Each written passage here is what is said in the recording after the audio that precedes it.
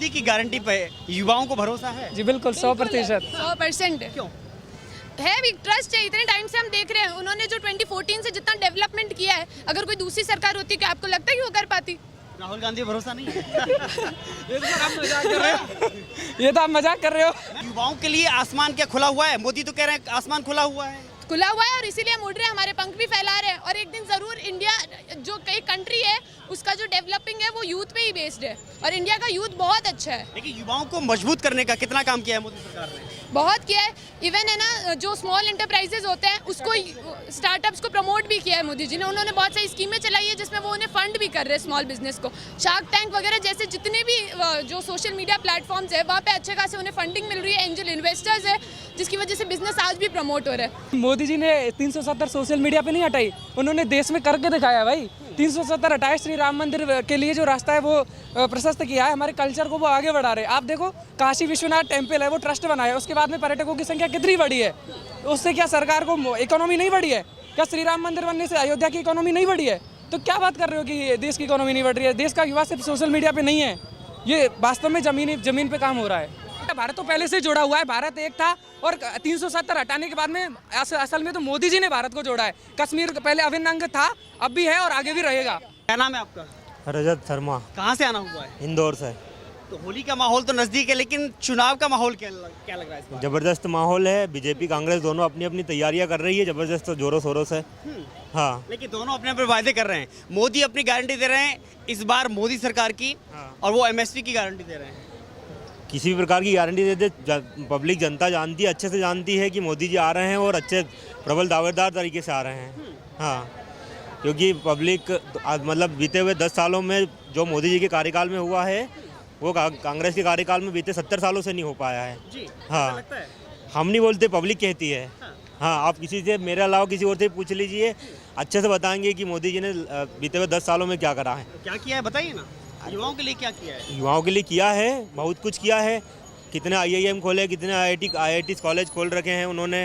युवाओं को व्यापार करने के लिए लोन वगैरह अवेलेबल करवा रहे हैं, और भी कई सारी चीज़ें हैं। लेकिन राहुल गांधी कह रहे हैं कि युवाओं को कटोरा लेने के लिए मजबूर कर दिया है, बेरोजगार घूम रहा है, महंगाई से त्रस्त है। राहुल गांधी जी तो बोलते ही हैं और बोलते ही रहेंगे, वो कुछ नहीं कर पाएंगे। उनको युवा नेता कहते हैं। वो खुद 52-55 साल के हो चुके हैं और खुद को युवा नेता कहते हैं, तो हम भी हमारे पापा जी को युवा नेता कहते फिरेंगे फिर तो।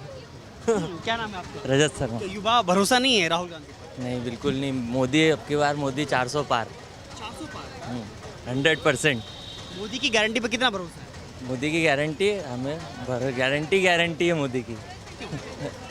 सारा काम मोदी नहीं करे और किसने करे, बाकी और कोई है जिसके पहले। मोदी ने देश को बर्बाद किया है, मोदी ने देश को बेचा है। बोलते हैं महंगाई है, तो पहले तो आधे जने मतलब साइकिल से चलते थे, आज हर व्यक्ति के पास गाड़ियाँ हैं। ऐसा क्यों है? महंगाई है तो उतनी कमाई भी तो है। कोई भी बुजुर्ग हो, कोई पहले हमारे पुराने बुजुर्ग हो या आपके भी पुराने बुजुर्ग हो, पहले आप देखते थे कि मतलब कि 100 रुपये की साइकिल खरीदने में भी उनके पसीने छूटते थे। आज उनके बच्चों के पास में हज़ारों रुपये के फ़ोन है। तो ये मोदी की कैसे महंगाई हो गई? आज हर व्यक्ति अच्छे से अपनी लाइफ जी रहा है, अपनी मतलब पहचान बना रहा है, और इससे बढ़ के क्या चाहिए अपने? राहुल गांधी कह रहे हैं कि देश का युवा केवल मोबाइल पे लगा हुआ है, सोशल मीडिया पे लगा हुआ है, बाकी क्या करता है, मोदी ने क्या दिया उनको? ये देखने का नज़रिया है। युवा अच्छे से, हम जैसे हैं, हम भी व्यापार करते हैं, हमारी कोई ज़्यादा बड़ी उम्र नहीं हो चुकी है, फिर भी हम भी व्यापार कर रहे हैं। तो ये देखने का नज़रिया है। और हाँ, युवाओं का नजरिया क्या नाम है आपका? मेरा नाम कृष्णा युवाओं का नजरिया क्या है? राहुल गांधी कह रहे हैं युवा केवल सोशल मीडिया पे लगा हुआ है, कुछ नहीं कर रहा है। मोदी जी ने केवल सोशल मीडिया पे के लिए रख रखा है। मोदी जी ने 370 सोशल मीडिया पे नहीं हटाई, उन्होंने देश में करके दिखाया भाई। 370 हटाए, श्री राम मंदिर के लिए जो रास्ता है वो प्रशस्त किया है, हमारे कल्चर को वो आगे बढ़ा रहे हैं। आप देखो काशी विश्वनाथ टेम्पल है, वो ट्रस्ट बनाया, उसके बाद में पर्यटकों की संख्या कितनी बढ़ी है। उससे क्या सरकार को इकोनॉमी नहीं बढ़ी है? क्या श्री राम मंदिर बनने से अयोध्या की इकोनॉमी नहीं बढ़ी है? तो क्या बात कर रहे हो कि देश की इकोनॉमी नहीं बढ़ रही है? देश का युवा सिर्फ सोशल मीडिया पे नहीं है, ये वास्तव में जमीन पे काम हो रहा है। देश का युवा, उनका जो डाटा है वो ये कहता है कि जो सर्वे के उसमें आता है कि लगभग 7 से 12 घंटे एक युवा सोशल मीडिया पे लगा हुआ है। तो देश के लिए क्या कर रहा है, अपने लिए क्या कर रहा है, भविष्य के लिए क्या कर रहा है? तो वो अपना सोशल मीडिया अकाउंट डिलीट कर दे, वो भी तो ट्विटर पे हैं, इंस्टाग्राम पे हैं, वो अपना क्या सिर्फ सोशल मीडिया पे थोड़ी है युवा, सोशल मीडिया के कुछ पॉजिटिव्स भी हैं, नेगेटिव्स भी हैं, तो हमें पॉजिटिव की तरफ ध्यान देना चाहिए सोशल मीडिया के। लेकिन सोशल मीडिया ने आपको नहीं लगता है कि बहुत सारे रोजगार के अवसर पैदा किए हैं? बिल्कुल किए हैं सर, बिल्कुल किए हैं। सोशल मीडिया ने रोजगार के अवसर पैदा किए हैं।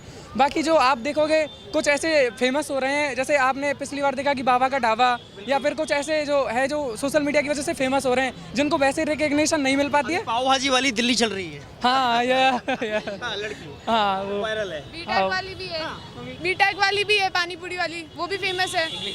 इससे पहले MBA चाय वाला आया था। और भी है डोली जो बिल गेट्स अभी गए थे मिलने, डोली टपरी वाला, वो भी ना सिर्फ सोशल मीडिया की वजह से फेमस हुआ है। तो सोशल मीडिया से आज लोग स्टार भी बन रहे हैं। क्या स्टार बन रहे हैं? हाँ बिल्कुल बिल्कुल बिल्कुल। आप देखो यूट्यूब की वजह से कितना इकोनॉमी ग्रो कर रहा है। यूट्यूब बहुत वो कर रहा है। जो यूट्यूब सुपरस्टार है वो नई नई कारें ले रहे हैं, बड़ी बड़ी गाड़ियाँ ले रहे हैं, तो इस वजह से बढ़ रही है, एंटरप्रेन्योरशिप भी बढ़ रही है यूट्यूब से। इतनी सारी क्लासेस होती है, कोडिंग्स होती है, जिसकी वजह से इतने सारे एंटरप्रेन्योर्स इंडिया में बन रहे हैं। और इंडिया थोड़े टाइम में even Shark Tank is promoting entrepreneurship so much.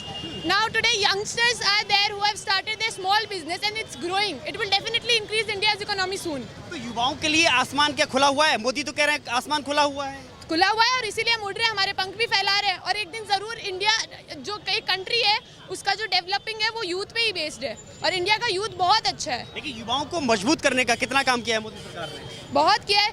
Even है ना, जो स्मॉल एंटरप्राइजेज होते हैं उसको, स्टार्टअप्स को प्रमोट भी किया है मोदी जी ने। उन्होंने बहुत सारी स्कीमें चलाई है जिसमें वो उन्हें फंड भी कर रहे हैं स्मॉल बिजनेस को।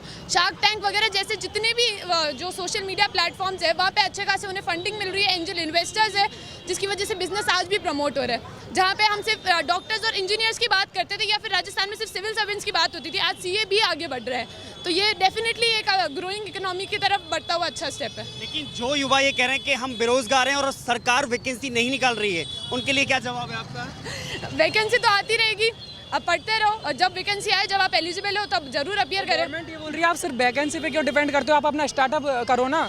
आप सिर्फ वैकेंसी के लिए क्यों वेट कर रहे हो, आप अपना स्टार्टअप कीजिए। सरकार स्टार्टअप के लिए कितना फंड कर रही है। मोदी जी ने बोला है कि 2047 तक बिल्कुल विकसित भारत हम देखेंगे। जब अपने आज़ादी की जब शताब्दी वर्ष हो जाएगी, हम बिल्कुल डेवलप इंडिया देखेंगे। वो भी कह रहे हैं तीसरी बार मौका दीजिए, मैं तीसरी विश्व की अर्थव्यवस्था बनाऊंगा भारत। वो तो आप देख ही लो, 2014 से इकोनॉमी कितना ग्रो है, GDP हमारी कितनी है, अभी तीसरे नंबर पाएंगे हम। 5 ट्रिलियन इकोनॉमी भी बहुत जल्दी बनेंगे। 2028 से पहले 5 ट्रिलियन इकोनॉमी अपन बिल्कुल अचीव करेंगे सर। लेकिन मोदी की गारंटी पे युवाओं को भरोसा है? जी बिल्कुल 100%। 100% क्यों है भी, ट्रस्ट है। इतने टाइम से हम देख रहे हैं, उन्होंने जो 2014 से जितना डेवलपमेंट किया है, अगर कोई दूसरी सरकार होती क्या आपको लगता है कि वो कर पाती? राहुल गांधी भरोसा नहीं है? ये तो आप मजाक कर रहे हो। मैं मजाक नहीं कर रहा हूँ, वो पूरे देश में घूम रहे हैं, न्याय यात्रा निकाल रहे हैं, भारत जोड़ो यात्रा निकाल। उन्होंने भारत जोड़ो यात्रा निकाली, लेकिन अभी जो इलेक्शंस के रिजल्ट आए उसमें क्या हुआ, MP में क्या हुआ, राजस्थान में क्या हुआ। भारत जोड़ा क्या? भारत तो पहले से जुड़ा हुआ है। भारत एक था और 370 हटाने के बाद में असल में तो मोदी जी ने भारत को जोड़ा है। कश्मीर पहले अभिन्न अंग था, अब भी है और आगे भी रहेगा। लेकिन वो एक बात कह रहे हैं कि मैं नफरत के बाजार में मोहब्बत की दुकान खोलने आया। अब वो तो शायरी स्टार्ट कर दे, राजनीति नहीं है उनकी बस की बात। वो कह रहे हैं ना, मोदी जी ने नफरत पैदा किया है। अरे सर ऐसा कुछ भी नहीं है। हिंदू मुसलमान को खाई पैदा की है बीच में। नहीं सर, ऐसा मुझे बिल्कुल नहीं लगता सर, ऐसा मुझे बिल्कुल नहीं लगता। पिलग्रिमेज पे जो सब्सिडी है वो सबको मिलती है, हज वालों को भी सब्सिडी मिलती है, और जो वैष्णो देवी जाते हैं उनको भी सब्सिडी मिलती है। तो इसमें तो कोई भेदभाव नहीं किया ना सरकार ने। जो नितिन गडकरी जी सड़क बना रहे हैं उन पर हिंदू भी चलता है, मुसलमान भी चलता है, सिख भी चलता है, ईसाई भी चलता है। तो क्या वो सिर्फ हिंदुओं के लिए है क्या सड़क?